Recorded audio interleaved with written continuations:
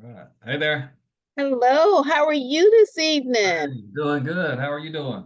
I am fantastic. Thank you for asking. I'm so humbled and honored that I get to have this wonderful interview with you, Mr. Terry. And so I have 4 questions that I'm going to ask you Okay. and allow you an opportunity just to share about your company and the collaboration that we have together. Okay. Okay.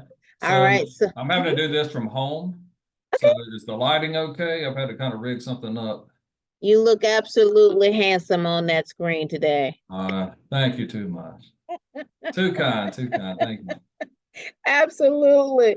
So, first of all, I'd just like to congratulate you again on being named our business education partner in partnership with the Ace Electric Incorporated. And we are just so thrilled and honored that we have an opportunity to further have a little conversation with you and talk to you about the collaboration and the things that you have done.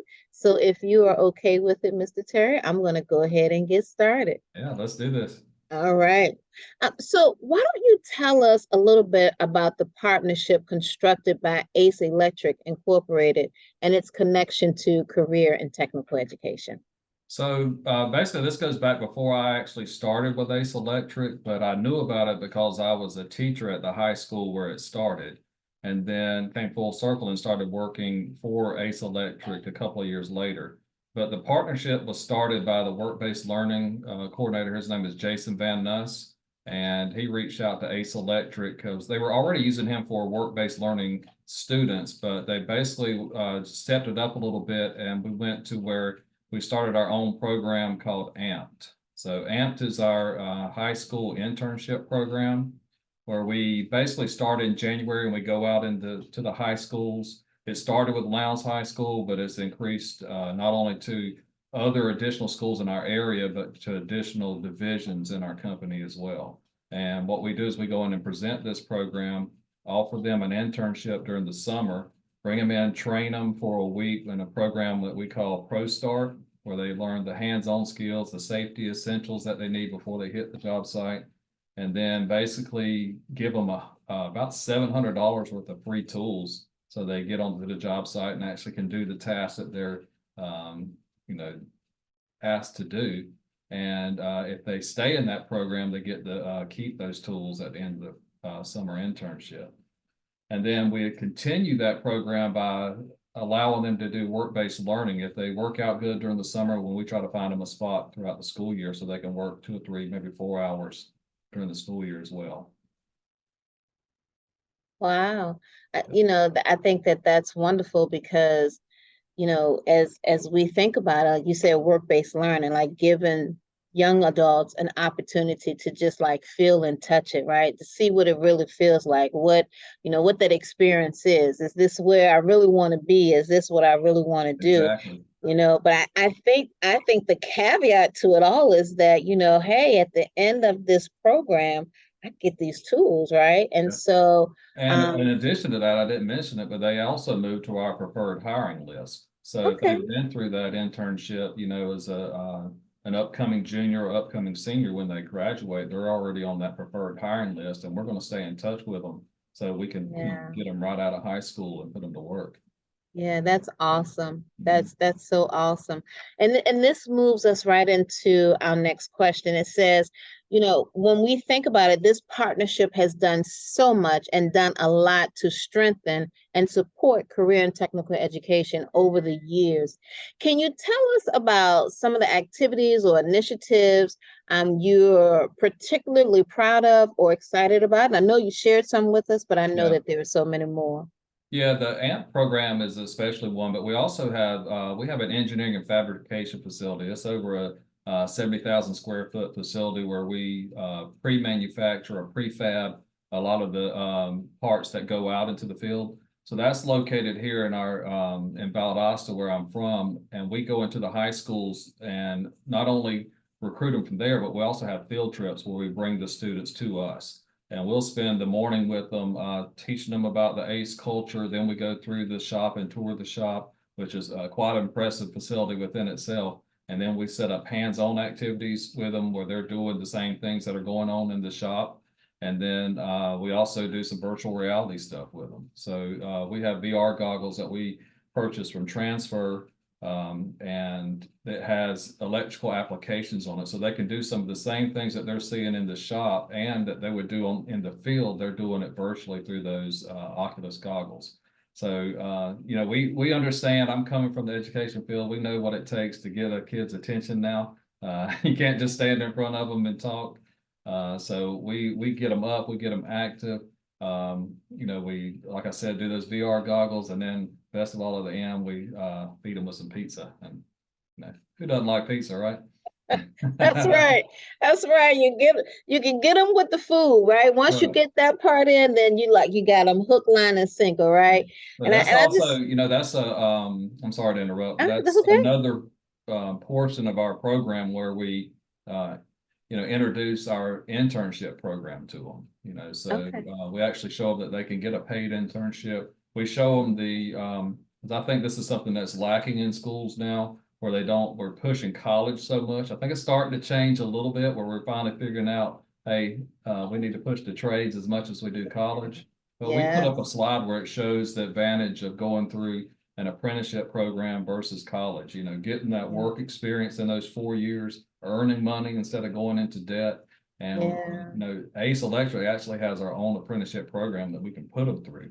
So a lot of Yeah. these things that, you know, if we didn't get into the school, or if we didn't build that partnership like we have with the high schools, it's something they may never get exposed to. So we're proud that we're offering that information to them, and we're extremely happy to have the relationships that we have with some of the other, you know, work-based learning students, the CTE directors on the school campuses. We build those relationships so we can share that information with the students. Yeah, and I think that's amazing. And you know, I hear you say, about college versus, but you all actually have a college like within your industry where like you're saying that these students, they're going through your program, they're learning, they're gaining knowledge and experience. So, they're gaining knowledge through books and discussion and conversation, but then they're also gaining knowledge through hands-on. And so, when you think about those two coupled together, Oh yeah. that is like college within itself. I think it's, when I think about it, I think it's like an innovative new way of seeing college, and so I just think that, that's awesome. That's great because it lets young people know that you can learn while you're doing. And so Yeah. I think that that's one of the things that's just truly amazing. And so it segues us into our next question. And it says, what would you say to other businesses and or organizations that are interested in getting more involved in supporting CTE programs? Where do they start? And what can they do to make it a rewarding partnership with schools, as you all have done yourselves with Ace Electric? Yeah, I would encourage everybody first to get out of the mindset that you can't use a 16 or 17 or 18-year-old student at your workplace. That's not necessarily true. Sometimes we think we're bound by laws with that, but you can use these students, and you can get them before somebody else ruins them. That's what we always say. We want to get in there and get them and train them the ACE way or our way before somebody else trains them the wrong way. So that's important to us. I would encourage people to build a relationship with a CTE director. I think that's important. And secondly, I think with the work-based learning, I think that is where we've had our most success is where there's a good work-based learning coordinator that is willing to bridge that gap between industry and education. So that's where we've had success ourselves, and we've been real fortunate to work with some good work-based learning instructors. All right, there we go. Sometimes that little clicker gets stuck and doesn't want to move. So yeah, and you're so right. I think that, when you have that work-based coordinator, someone who understands, someone who's willing to listen, someone who's willing to hear, and put that grunt work in up front, the results and the rewards on the back end are just so amazing. And Yeah. so And it's difficult, I'm not going to sit here and tell you that it's not, but when you do put in the effort, like we've done, where we've built a relationship not only with our high schools, but we have a good relationship with our technical college. in our home base, and we're developing those in our other divisions as well. But when you get those three-prong approach where you've got the industry, the technical college, you know, because the students that we have often go to the technical college to do dual enrollment and Yeah. then get their work base, and they're already working on their apprenticeship, you know, working toward their journeyman's license. You know, and we've had several students that's been able to, you know, get their journeyman license by the age of 21 years old, and that's because they got a jump start on it when they were 16. So Yeah. the opportunities are there. You know, the students just have to be made aware of it, I think. You know what I mean? They're, like I said, they're Yeah. tracked. And again, I want to go back to what I said before. We don't go in there telling students not to go to college, because we have several positions that need college education. So, you know, we Yeah. use engineers, we use construction managers, those degrees are necessary. So we just want them to know all the opportunities that are available. And sometimes I think that that's the piece that's missing.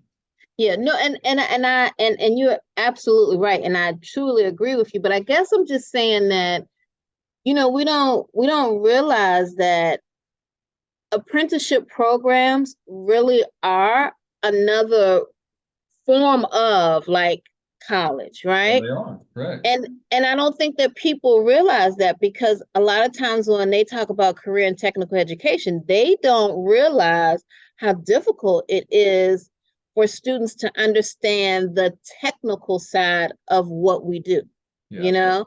Yeah, And if a student could see the efforts that we go through for our workforce development to get to the trained students that are competing in Skills USA, you know, the state and the national level. I mean, it's like trying to recruit a 5-star athlete to come to your college and play football. We're that's going right. after them, and they can market themselves, you know, Yes, to the point they just don't yes, understand it. They'll be so marketable if they'll take that path and take that's advantage of right. those opportunities that are there. Yeah. That's right. It's awesome and amazing.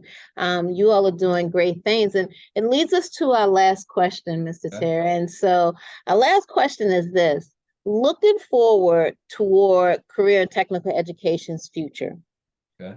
what changes in education practice or policy do you anticipate or hope to see forthcoming?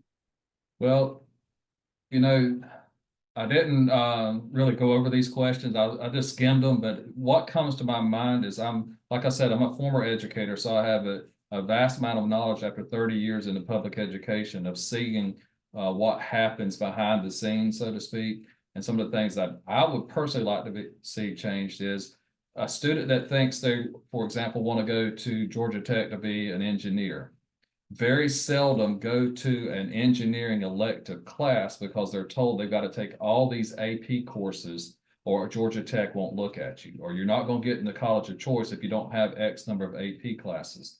Well, then they don't even get to explore the career field that they're interested in to know if that's the pathway they want to take.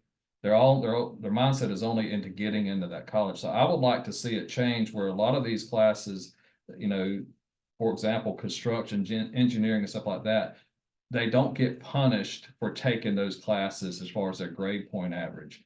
That way the parents will not mind them taking those classes, and the students won't either. They won't have that stigmatism if that's going to lower your GPA and you're not going to get in the college you want.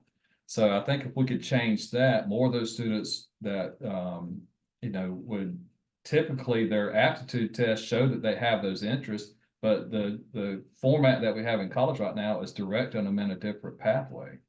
And I think that's something that's got to change.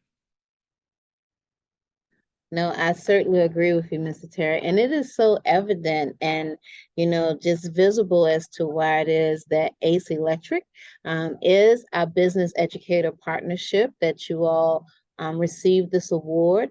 They are certainly blessed to have you, a former educator who is there helping them to pave the way to be a part of and to continue to grow our beloved career and technical education. So I just want to thank you this evening for allowing me the opportunity to interview you, for us to get to know you just a little better. And, you know, we wish you and your family a happy holiday this season. And hopefully we'll see you again sometime in one of our ACTE events that we have. And just wishing you all just the very best. And we just Thank thank you. you. You know, we're very honored to have this award. And as a former GACT, I was with the Georgia ACTE for years, Okay.